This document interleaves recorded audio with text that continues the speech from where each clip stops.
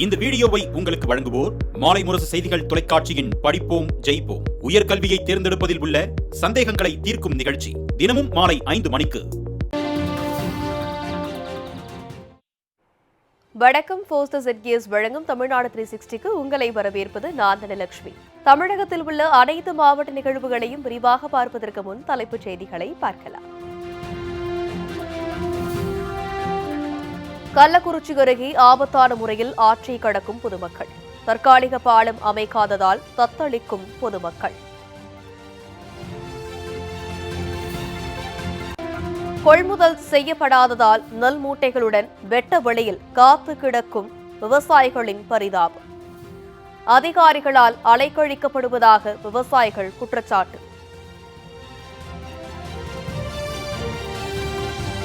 ரிஷிவந்தயம் அருகே புதிதாக அமைக்கப்பட்ட மேம்பாலம் உள்வாங்கியதால் பொதுமக்கள் அதிர்ச்சி. ஒப்பந்ததாரர் மீது நடவடிக்கை எடுக்க பொதுமக்கள் கோரிக்கை.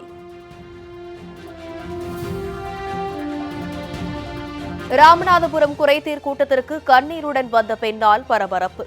திக்கற்ற தனக்கு வேலைவாய்ப்பு அளிக்க ஆட்சியரிடம் கோரிக்கை.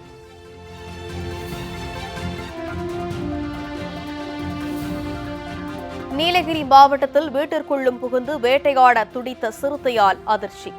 வனவிலங்குகள் நடமாட்டத்தால் விழிப்புதுங்கும் பொதுமக்கள்.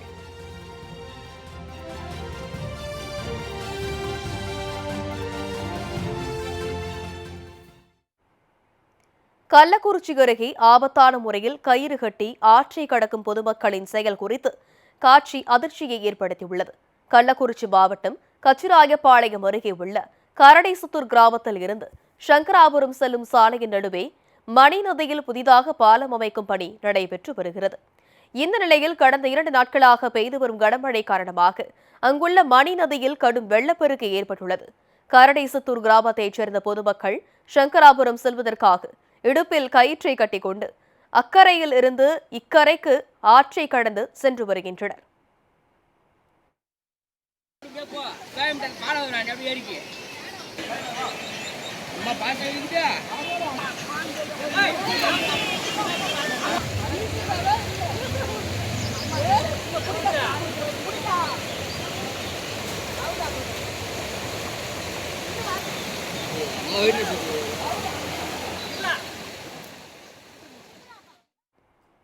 சிலர் பெண்களை தூக்கிக் கொண்டு ஓடும் நீரில் செல்வதும் பெண்கள் கழுத்தளவு நீரில் குழந்தைகளை தூக்கி செல்லும் காட்சிகள் வைரலாகி வருகிறது. விபரீதங்கள் ஏதும் நடக்கும் முன்பாக புதிய பாலத்தின் அருகில் தற்காலிக பாலம் அமைத்து தர வேண்டும் என்று அரசுக்கு பொதுமக்கள் கோரிக்கை விடுத்துள்ளனர்.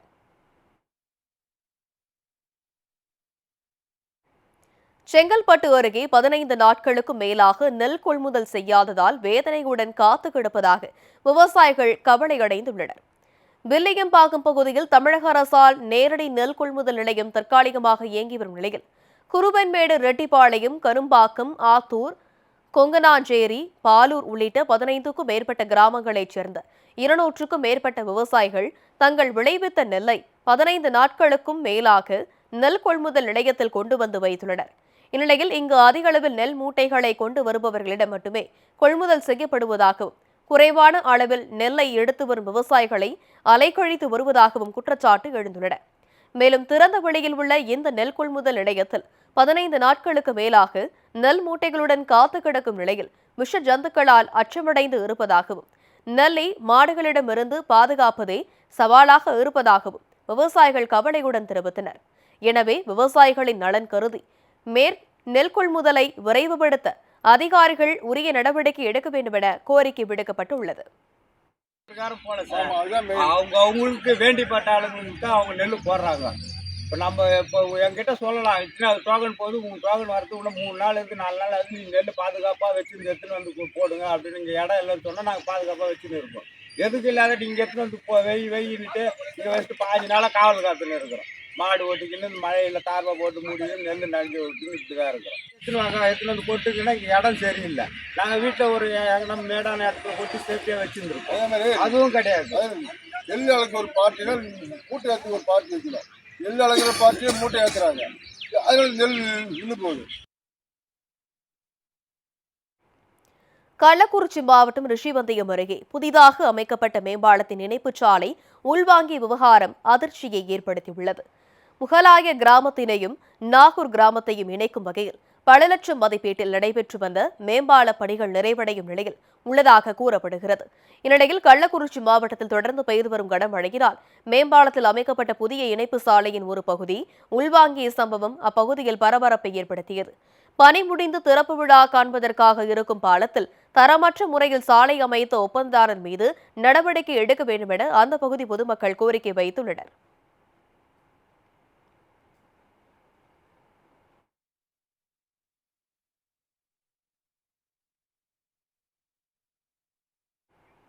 கணவருக்கு சிறுநீரகங்கள் செயலிழந்த நிலையில் 3 குழந்தைகளோடு வாழ்வாதாரத்தை இழந்து போராடும் தனக்கு உதவிட வேண்டும் என பெண் ஒருவர் கண்ணீருடன் கோரிக்கை விடுத்துள்ளார்.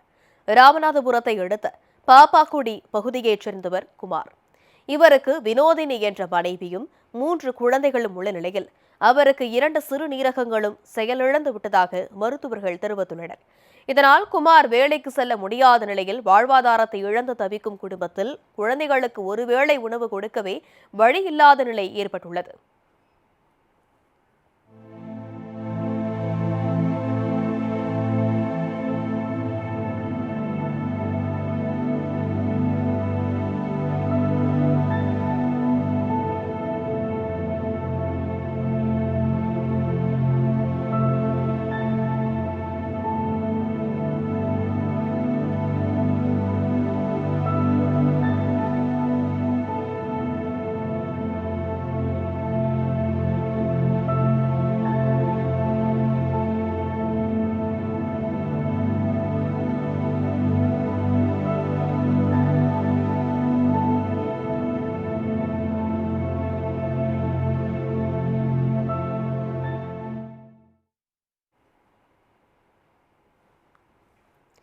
இதனால் வேதனைக்குள்ளான அவரது மனைவி வினோதினி கணவரின் மருத்துவத்திற்கு உதவிடக் கோரியும் வாழ்வாதாரம் இல்லாமல் திக்கற்ற நிலையில் தவிக்கும் தனக்கு வேலை வாய்ப்பினை உருவாக்கி தர வேண்டும் எனவும் ஆட்சியரிடம் கண்ணீர் மல்க மனு அளித்தார்.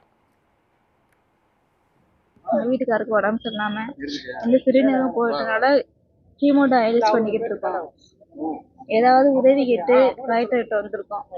ஏதாச்சும் உதவி தர மாதிரி மனு கொடுக்க வந்திருக்கோம். எனக்கு 3 குழந்தைகள் இருக்குன்னா நான் 6 மாசமா டயாலிஸ் பண்ணிக்கிட்டு இருக்கோம். ரொம்ப மன கஷ்டத்துல இருக்கோம். குடும்ப சூழ்நிலை இருக்கும். எந்த ஒரு உதவியும் இல்லாம இருக்கிறோம். ஏதாவது ஒரு உதவி தர மாதிரி கலெக்டர்கிட்ட கேட்டுருக்கோம். டாக்டர் வந்து வருத்தவங்க டயாலிஸ் தான் பண்ணிக்கிட்டு இருக்கணும் அப்படின்னு சொல்லிட்டாங்க. நீலகிரி மாவட்டத்தில் சாலைகளில் சுற்றித் திரியும் வன விலங்குகள் வீட்டிற்குள் புகுந்து வேட்டையாட துடிக்கும் சம்பவங்கள் அதிகரித்துள்ளதால் பொதுமக்கள் அச்சமடைந்துள்ளனர். வனப்பகுதிகள் நிறைந்த நீலகிரி மாவட்டத்தில் உணவு, தண்ணீர் தேடி யானை, காட்டுமாடு உள்ளிட்ட வனவிலங்குகள் ஊருக்குள் வருவதோடு காய்கறி தோட்டங்களை நாசப்படுத்தியும் குடியிருப்பு பகுதிகளில் புகுந்து அரிசி உள்ளிட்ட உணவுப் பொருட்களை சாப்பிடுவதும் சிறுத்தை, புலி போன்ற விலங்குகள் ஆடு மாடுகளையும் அடித்து சாப்பிடுவதும் தொடர்கதையாக இருக்கிறது. இந்த நிலையில் உதகை அருகே உள்ள அணிக்கொரை கிராமத்தில் உள்ள ஒரு வீட்டின் 2வது தளத்திற்கு சென்ற சிறுத்தை மனித வேட்டையாட துடிக்கும் அதிர்ச்சி காட்சிகள் அங்குள்ள சிசிடிவி கேமராவில் பதிவாகியுள்ள நிலையில் கொல்லிமலை பகுதியில் ஒரு வீட்டின் முன்பு 2 சிறுத்தைகள் உலாவரும் காட்சி அப்பகுதி மக்களிடையே அச்சத்தை ஏற்படுத்தியுள்ளது. நல்வாய்ப்பாக வீட்டில் உள்ளோர்கள் தரைதளத்தில் உறங்கிக் கொண்டிருந்த நிலையில் உயிர் சேதங்கள் ஏற்படாமல் போனதாக கூறப்படுகிறது. இதேபோல வெல் வியூ பகுதியில் சாலையில் உணவு தேடி நின்று கொண்டிருந்த ஒற்றை யானையை கண்டு வாகனத்தில் இருந்தவர்கள் தப்பித்த காட்சிகளும் சமூக வலைதளங்களில் பரவி வருகிறது. இதுபோன்று குன்னூரில் பலாப்பழம் சீசன் துவங்கியுள்ள நிலையில் அவற்றை ருசிப்பதற்காக 10க்கும் மேற்பட்ட காட்டு யானைகள் தனித்தனி குழுக்களாக பிரிந்து மலைப்பாதையில் முகாமிட்டுள்ளன. இதனால் சுற்றுலா பயணிகள் கவனமுடன் வாகனங்களை இயக்க வேண்டும் எனவும் வனவிலங்குகள் தாக்குதல்களில் இருந்து தப்பிக்க இரவு நேரங்களில் பொதுமக்கள் வீடுகளுக்குள் பாதுகாப்பாக இருக்கவும் வனத்துறையினர் அறிவுறுத்தியுள்ளனர். திருவாரூர் தியாகராஜ சுவாமி திருக்கோவில் தெப்ப திருவிழாவினையொட்டி பிரம்மாண்ட தெப்பம் கட்டும் பணி நடைபெற்று வருகிறது. வரலாற்று சிறப்புமிக்க திருவாரூர் அருள்மிகு தியாகராஜ சுவாமி திருக்கோவிலின் பங்குனி உத்திர ஆழி தேரோட்ட விழா கடந்த ஏப்ரல் 7ஆம் தேதி கோலாகலமாக நடைபெற்றது. இவ்விழாவின் நிறைவாக தெப்ப திருவிழா வரும் மே 23ஆம் தேதி தொடங்கி 25ஆம் தேதி வரை 3 நாட்கள் நடைபெறுவதை ஒட்டி கோயில் எதிரில் உள்ள கமலாலய குளத்தில் பிரம்மாண்ட தெப்பம் கட்டும் பணி நடைபெற்று வருகிறது.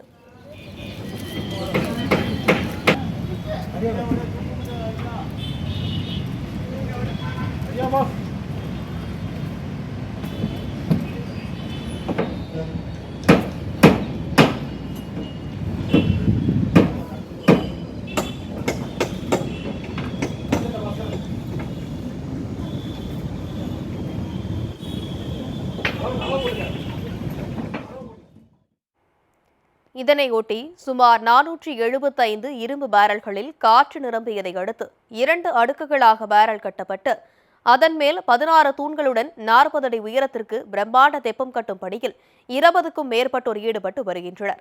தெப்ப திருவிழாவின் போது அலங்கரிக்கப்பட்ட தேரில் பார்வதி சமேத கல்யாண சுந்தரர் சுவாமி எழுந்தருளி கமலாலய திருக்குளத்தில் 3 முறை வலம் வரும் நிகழ்ச்சியினை பல்லாயிரக்கணக்கான பக்தர்கள் கண்டு தரிசனம் செய்ய உள்ளார்கள்.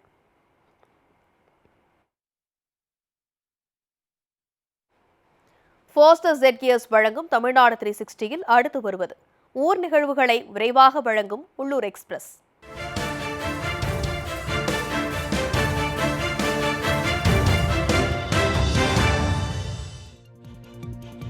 ராணிப்பேட்டையில் நெல் மூட்டைகளுக்கு உரிய பில் தொகையை வழங்க வேண்டுமென விவசாயிகள் கோரிக்கை விடுத்துள்ளனர். ராணிப்பேட்டையில் NCCF நிறுவனத்தின் மூலம் 25க்கும் மேற்பட்ட நெல் கொள்முதல் நிலையம் செயல்பட்டு வருகிறது. கடந்த 50 தினங்களாக நெல் மூட்டைகளுக்கு உரிய பில் தொகை வழங்கப்படாததால் சிரமத்திற்குள்ளான விவசாயிகள் இது தொடர்பாக மாவட்ட ஆட்சியர் அலுவலகத்தில் புகார் மனு அளித்துள்ளனர்.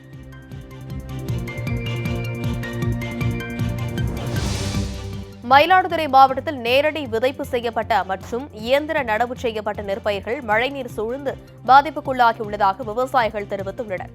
இம்மாவட்டத்தில் விவசாயிகள் குறுவை சாகுபடி பணிகளை தொடங்கியுள்ள நிலையில் ஒரு வாரத்திற்கு முன்பு நாற்றின்கால்களை இயந்திரங்கள் மூலமாக நடவு செய்து நேரடி விதைப்பு செய்துள்ளனர்.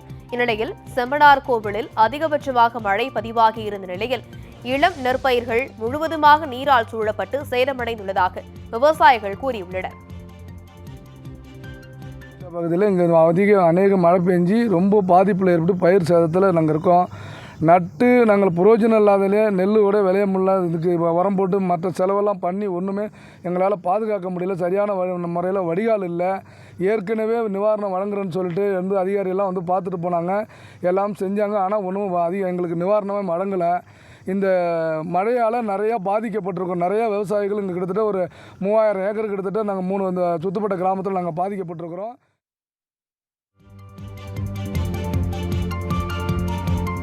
திண்டுக்கல் மாவட்டம் ஒட்டன்சத்திரம் அருகே சூறாவளி காற்று வீசியதால் அறுவடைக்கு தயாராக இருந்த கம்பு பயிர்கள் சேதமடைந்துள்ளதாக விவசாயிகள் தெரிவித்துள்ளனர்.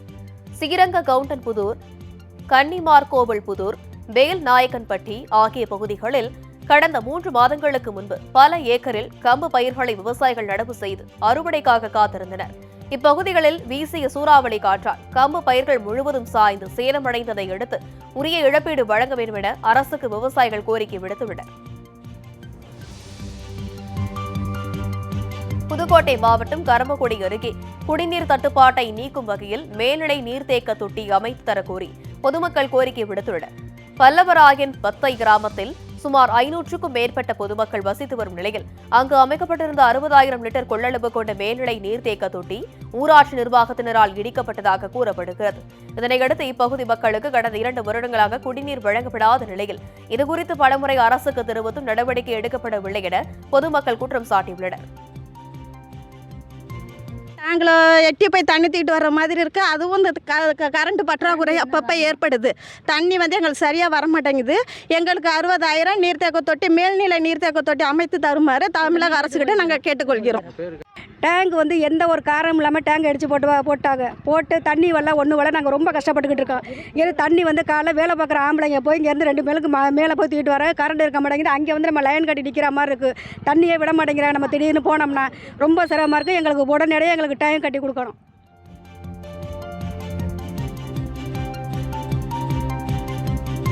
நீலகிரி மாவட்டம் உதகையில் 127வது மலர் கண்காட்சியை சுற்றுலா பயணிகள் கண்டு ரசித்தனர்.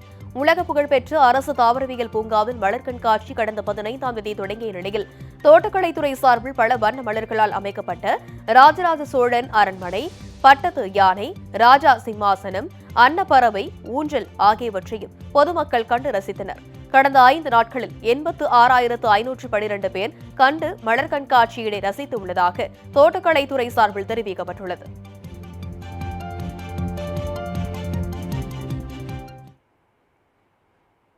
போஸ்டர் ZGS வழங்கும் தமிழ்நாடு 360யில் மாவட்டங்களில் நடந்த விளையாட்டு செய்திகளை வழங்க வருகிறது விளையாட்டு களம்.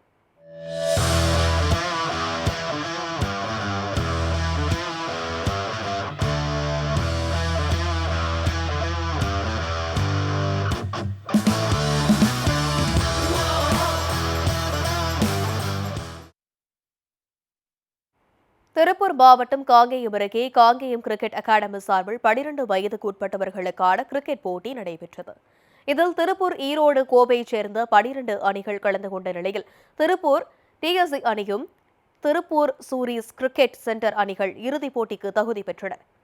இறுதிப் போட்டியில் திருப்பூர் TSC அணி முதலில் பேட்டிங் பிடித்து 25 ஓவருக்கு 4 விக்கெட்டுகளை இழந்து 167 எடுத்திருந்த நிலையில் இரண்டாவதாக ஆடிய சூரிஸ் கிரிக்கெட் சென்டர் அணி 25 ஓவரில் 9 விக்கெட்டுகளை இழந்து 160 ரன்களை எடுத்து தோல்வியடைந்தனர்.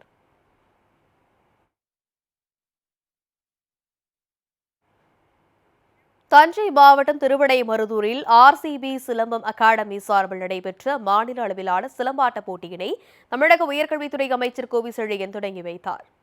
திருவாவடுதுறை ஆதீன மேல்நிலைப் பள்ளியில் நடைபெற்ற இப்போட்டியில் பல்வேறு மாவட்டங்களைச் சேர்ந்த 100க்கும் மேற்பட்ட சிலம்பாட்ட வீரர்கள் பங்கேற்று திறம்பட சிலம்புகள் சுற்றி தங்கள் திறமைகளை வெளிப்படுத்தினர். இந்நிகழ்ச்சியில் திருவிடைமருதூர் கழக காவல்துறை கண்காணிப்பாளர் GK ராஜு, மாவீரன், குருகுளம் 10 மார்ஷியல் ஸ்போர்ட்ஸ் அகாடமி நிர்வாகி பொன்னுசாமி, திருவாவடுதுறை ஆதீன மேல்நிலைப் பள்ளி தலைமை ஆசிரியர் ஞானமூர்த்தி, திருவிடைமருதூர் பேரூராட்சி பெருந்தலைவர் புனிதா மயில்வாகனன், துணை பெருந்தலைவர் சுந்தர ஜெயபால் உள்ளிட்ட பலர் கலந்து கொண்டு வெற்றி பெற்ற வீரர்களுக்கு பரிசளித்தனர்.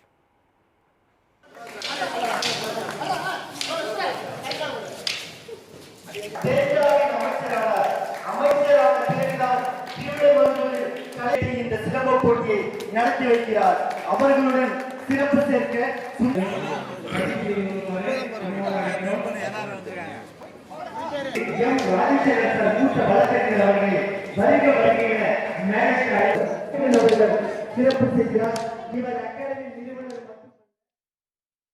உயர்கல்வியில் சேரவுள்ள மாணவர்களின் சந்தேகங்களை தீர்க்கும் வகையில் ஒரு புதிய முன்னெடுப்பாக நமது மாலை முரசு தொலைக்காட்சியில் தினந்தோறும் மாலை 5 மணிக்கு படிப்போம் ஜெயிப்போம் என்ற நிகழ்ச்சி ஒளிபரப்பாகிறது.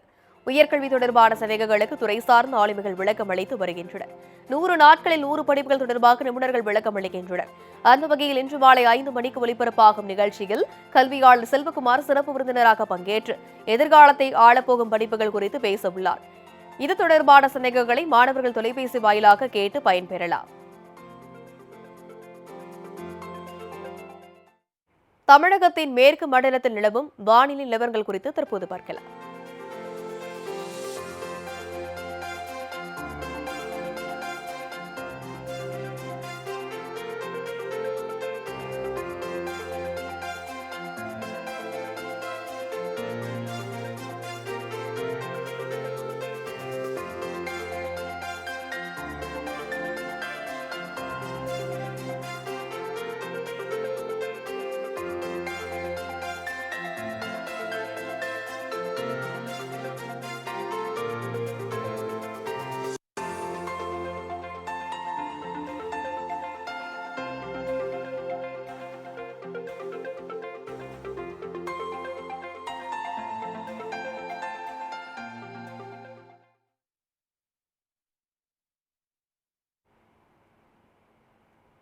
மீண்டும் பிற்பகல் 2:30 மணிக்கு போஸ்டர் ZGS வழங்கும் தமிழ்நாடு 360யில் சந்திப்போம். ஒரு சிறிய இடைவேளைக்கு பின் மாலை முரசு செய்திகள் தொடரும். வணக்கம்.